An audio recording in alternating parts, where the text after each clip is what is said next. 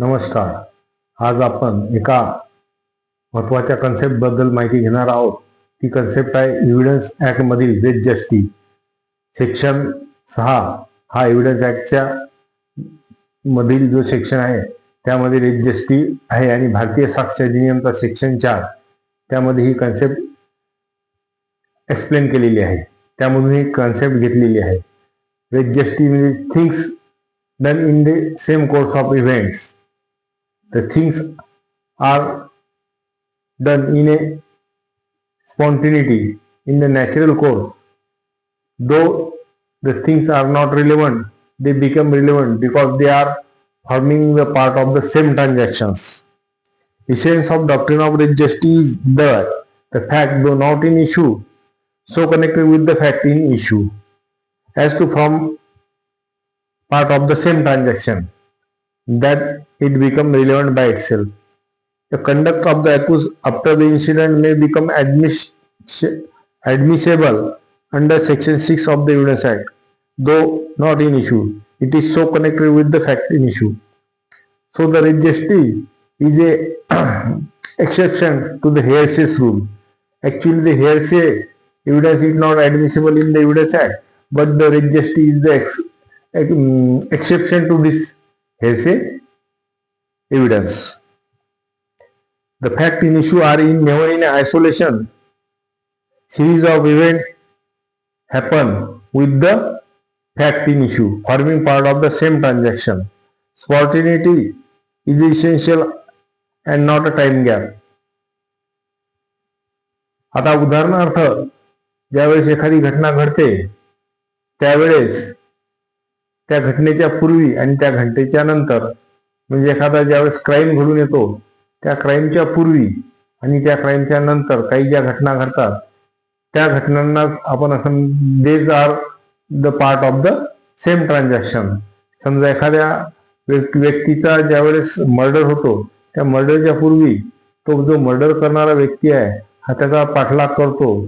त्याला दिसताबरोबर, म्हणजे ज्याला मारायचं आहे त्याला दिसताबरोबर हा पिस्तूल बाहेर काढतो आणि त्या पिस्तूलनं गोळ्या मारल्यानंतर तो जो ज्याला गोळ्या मारल्या जातात तो व्यक्ती ज्यावेळेस बचाव बचाव असा आवाज करतो, ह्या जे वर्डिंग आहेत किंवा आजूबाजूचे जे आहेत जे बाय स्टँडर्ड आहेत, म्हणजे आजूबाजूला जे उभे आहेत त्यावेळेस काही कोणी फोटो काढून राहिलं किंवा कोणी त्या ठिकाणी त्यांना दवाखान्यात नेते, लगेच तो जो विक्टीम मरून पडलेला आहे त्या ठिकाणी त्याला दवाखान्यात नेते आणि दवाखान्यात नेते त्यावेळेचे जे त्याचे शब्द असतात की याला वाचवा, याला दवाखान्यात न्यावं लागेल, याला ऑटोवाल्याला ते त्यावेळेस आवाज देतात की अरे याला दवाखान्यात न्यायचं आहे. ह्या ज्या गोष्टी आहेत ह्या these things are done in the course of same transaction, so they are relevant as they are the part of the same transaction, though they not in a fact in issue, but they are so closely related to the fact in issue they become relevant, and this is called the res justice.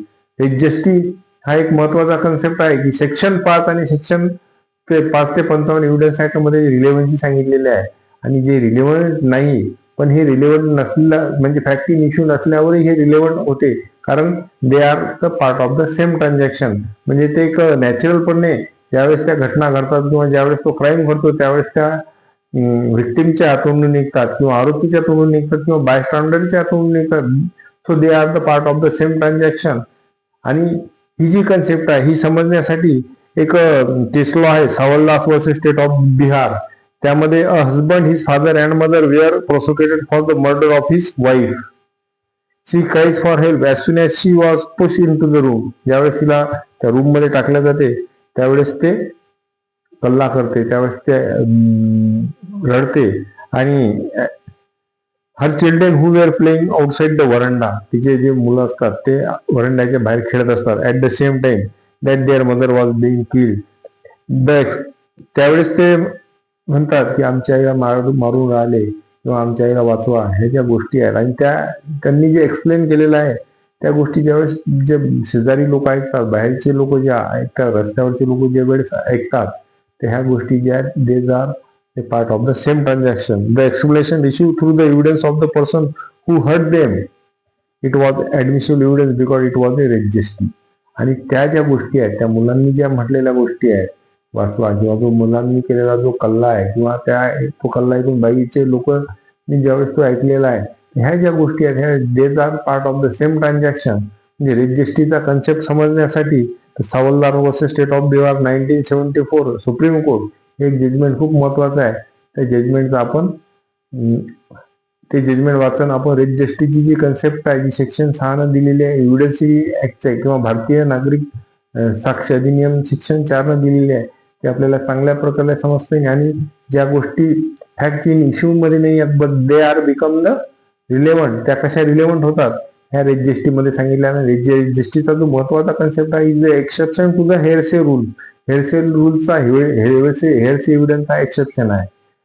त्यामुळे रेट जस्टिस ही concept जी आहे हे इंटरव्ह्यूच्या point of view किंवा मेनच्या पॉईंट ऑफ व्ह्यू किंवा प्रिलिमिनरी एक्झामिनेशनच्या पॉईंट ऑफ व्ह्यू खूप महत्वाची आहे. म्हणून सर्व ज्युडिशियल आस्पायरंटनी हे कन्सेप्ट जस्टिस जी आहे हे लक्षात घ्यावी आणि त्याला अनुसरून जो सावलदार प्रोसेस स्टेट ऑफ बिहारचा जो केस लॉ आहे त्याचा सुद्धा योग्य प्रमाणे अभ्यास करावा, जेणेकरून तुम्हाला याचा फायदा तुमच्या ज्युडिशियल एक्झामिनेशन मध्ये किंवा रेग्युलर प्रॅक्टिस मध्ये होईल.